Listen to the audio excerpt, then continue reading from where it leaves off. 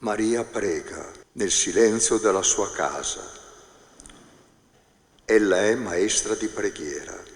Vogliamo onorarla.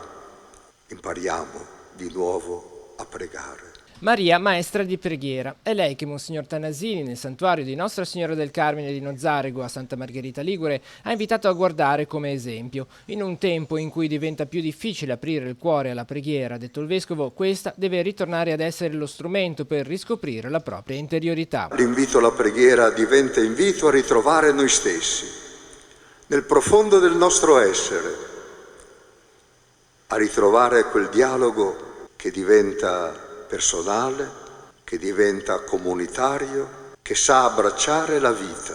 In precedenza Monsignor Tanasini nella sua omelia ha approfondito gli spunti della parabola del buon samaritano. L'amore parte dalla volontà del bene e nel prossimo Gesù non indica qualcuno che rientra in determinate categorie sociali o identitarie, ma ogni uomo, ha spiegato il Vescovo, deve farsi prossimo nei confronti di chi è nel bisogno. E anche noi siamo così facili a dare l'impronta di prossimo a chi ci piace, a chi ci viene bene.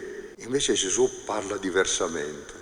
Una comunità, quella di Nozzarego, che proprio nelle difficoltà che la mareggiata di fine ottobre ha inflitto a tutto il Tigullio occidentale, ha ritrovato il suo legame antico con il territorio. Da qui partono infatti diversi sentieri che attraversano il monte di Portofino, di cui si passava quando ancora non esisteva la strada sul mare, situazione rivenutasi a creare con il crollo della provinciale 227. Aspetti che abbiamo riscoperto con anche il crollo della strada per Portofino e questo è stato uno anche, tra virgolette, delle opportunità che sono nate da questo disastro che abbiamo superato. Era l'unica via, a parte i traghetti, ma quando c'era tempo brutto passavamo tutti di qua.